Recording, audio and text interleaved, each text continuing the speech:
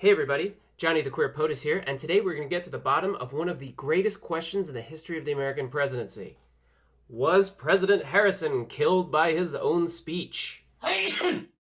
Boasting a mere 30 days in the presidential chair, William Henry Harrison has long been a favorite among presidential trivia buffs. Chances are, even if you aren't much of a president nut like me, you've heard this story before. It goes like this. William Henry Harrison, the oldest person ever elected president, came to Washington on a cold, rainy day in March.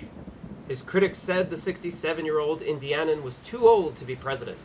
To prove them wrong, on his inauguration day, the president-elect rode heroically down the streets of Washington on horseback, wearing neither a hat nor a coat. Upon taking the oath of office, the soaking wet Harrison proceeded to deliver a 2-hour-long speech, which still holds the record for longest inaugural address in history. As the exhausted Harrison returned home to the White House that evening, he quickly came down with a case of pneumonia. Only 30 days into his presidency, before the First Lady even arrived in Washington, Harrison was dead. Jimi Hendrix, deceased. Drugs. Janis Joplin, deceased. Alcohol. William Henry Harrison ceased his own speech. But is this really what happened? Well, not exactly. While it's certainly true that Harrison's prolonged exposure to the cold and rainy March weather in Washington, D.C. may have contributed to his ultimate death, if this old story were true, Harrison would have probably died even sooner than he did. Or at least he would have remained bedridden throughout the entire length of his presidency. In reality, during the first few weeks of his presidency, he received a multitude of visitors at the White House, including congressmen, judges, and all sorts of job seekers anxious to get in good with the new president. Visitors who encountered Harrison during the first 3 weeks of his presidency saw a man at the top of his game. Harrison would need to project an image of strength and vitality, especially in light of the enormous challenges he would face as president. Harrison's journey towards Washington took place in the Jacksonian age. 8 years of Andrew Jackson, with all its salacious sex scandals, uncouth populism, and consolidation of executive power, had created a powerful opposition party. The Whig Party, founded in 1833, drew together a motley crew of John Quincy Adams supporters, anti-Masons, and Democrats who'd become never-Jacksoners. Jackson left office in 1837, a controversial but still widely adored figure. Running to replace him was Jackson's vice president, Martin Van Buren. Van Buren had little of Jackson's populist appeal, but his longtime association with Jackson would likely be enough to win him the 1836 election. The underdog Whigs ran a strategy to defeat Van Buren that was one of the weirder ones in U.S. electoral history. They nominated 4 candidates representing 4 different sections of the country, hoping they could divide up the available electoral votes, deny Van Buren the needed majority to win, and throw the election to the House of Representatives. It was a novel idea, but There was a tiny flaw in the plan. What was that, sir? It was bollocks. Van Buren easily secured his needed majority against the nebulous Whig Party ticket and became our 8th and only Dutch-speaking president. Mein Mede Amerikan. Van Buren's elation at his elevation to the nation's highest office would be short-lived, however. A mere 2 months after he took the oath, a devastating economic crisis swept through the land, crippling the nation, and by proxy, his presidency. The Panic of 1837 was the worst financial crisis the U.S. had thus far experienced, and year after year saw little relief. Van Buren became a public pariah, earning nicknames like Martin Van Ruin. As public dissatisfaction with Van Buren grew, more Americans turned toward the Whig Party for a new vision. Of all the candidates who ran on the Whig ticket in 1836, the one who had garnered the most votes was former Indiana Governor William Henry Harrison.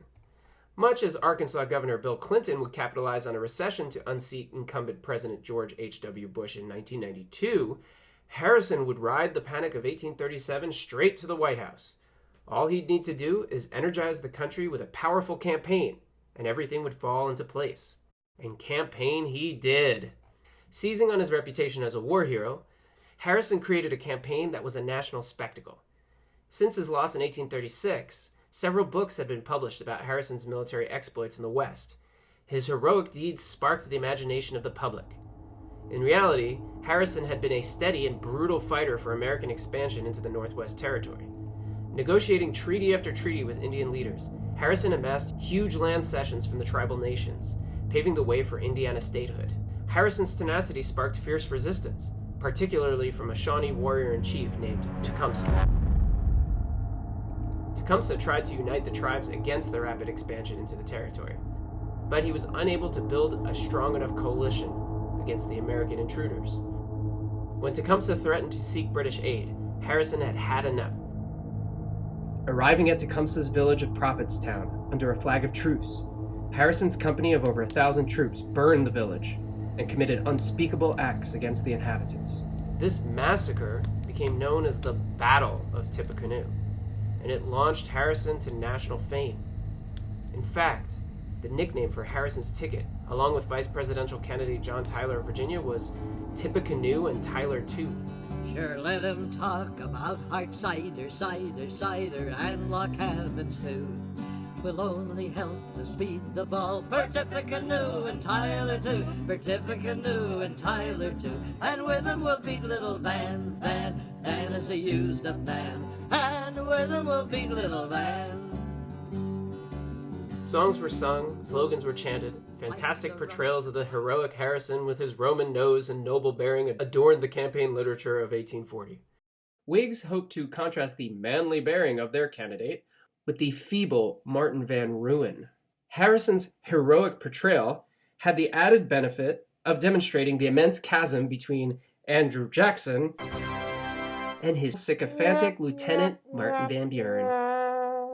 Harrison may have seemed to be the common man's candidate or the outsider candidate, but in reality he was neither common nor an outsider. He was born on a wealthy Virginia plantation, and his father was one of the signers of the Declaration of Independence. But who cares? The country had Van Buren pegged as the elitist candidate, so it didn't matter to the Whigs. The Democrats made many failed efforts to hit back against the Whigs. They zeroed in on Harrison's age, calling him Granny, and questioning whether such an old man could handle the presidency. You already are the oldest president in history, and some of your staff say you were tired after your most recent encounter with Mr. Mondale. I recall yet that President Kennedy had to go for days on end with very little sleep during the Cuba Missile Crisis. Is there any doubt in your mind that you would be able to function in such circumstances? Not at all, Mr. Truitt, and I want you to know that also I will not make age an issue of this campaign. I am not going to exploit for political purposes my opponent's youth and inexperience. Harrison's youthful portrayal in the campaign literature overshadowed those jabs, and Democratic clamoring scarcely broke through the wall of dissatisfaction surrounding Van Buren's economy. Perhaps the most infamous attempt to discredit Harrison's campaign came from a Democratic newspaper. Give him a barrel of hard cider and a pension of $2,000 a year, and he will sit the remainder of his days in his log cabin. The insult backfired. Much as the Trumpers came to own the pejorative deplorable levied by 2016 candidate Hillary Clinton, Harrison fans reveled in their portrayal as hard cider drinking log cabin dwellers. This image may not have applied to Harrison himself, but it did represent the way his supporters saw themselves, especially those so-called pioneers who did build log cabins and did drink hard cider. Among those was a little-known state representative from Illinois named Abraham Lincoln.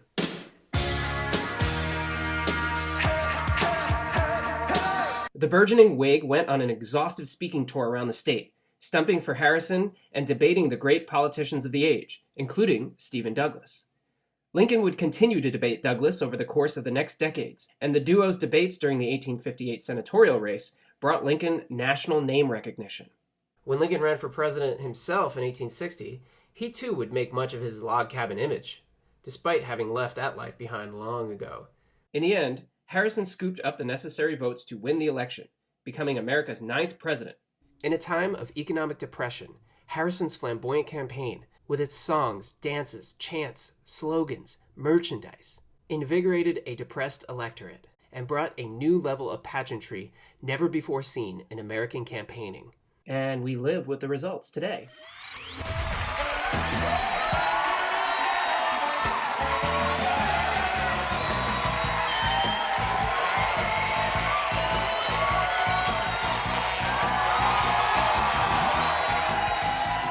Thank you all for tuning in.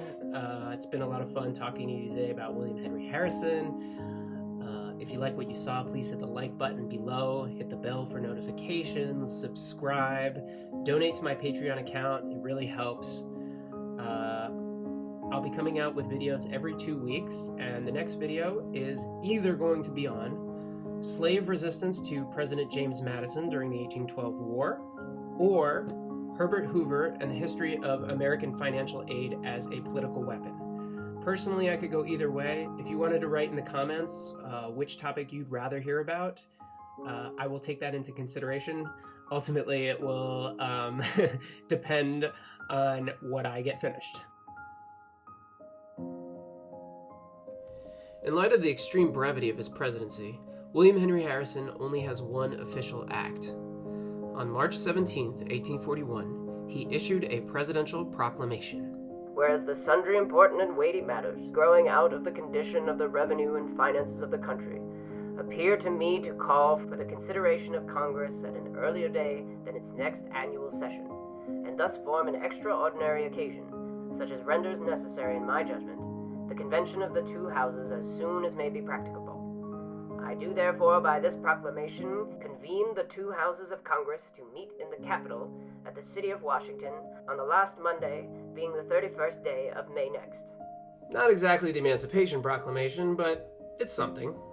Because Harrison's doctors diagnosed him with pneumonia, and because of his infamously long inaugural address on a cold and rainy day in March, the belief that these two events were somehow related began to form. But recent study has suggested that Harrison may have died from something altogether different. Harrison had chronic indigestion, which made him susceptible to gastroenteritis. The lack of a sewage system in the capital meant that human waste, or night soil as it was called, was disposed of in open waste fields, kind of like a landfill. Bacteria from this waste often found its way into the water supply, and Harrison could have easily contracted Salmonella typhi and Salmonella paratyphi, both deadly bacteria that can lead to gastroenteritis. Harrison's successor, James K. Polk, contracted the disease during his stay at the White House, as did Zachary Taylor, who died from it in 1850. See my other video on Zachary Taylor. Gastroenteritis can present similar symptoms to pneumonia and could have easily confused Harrison's doctors. However, whether it was gastroenteritis or pneumonia, one thing is for sure: it wasn't his speech.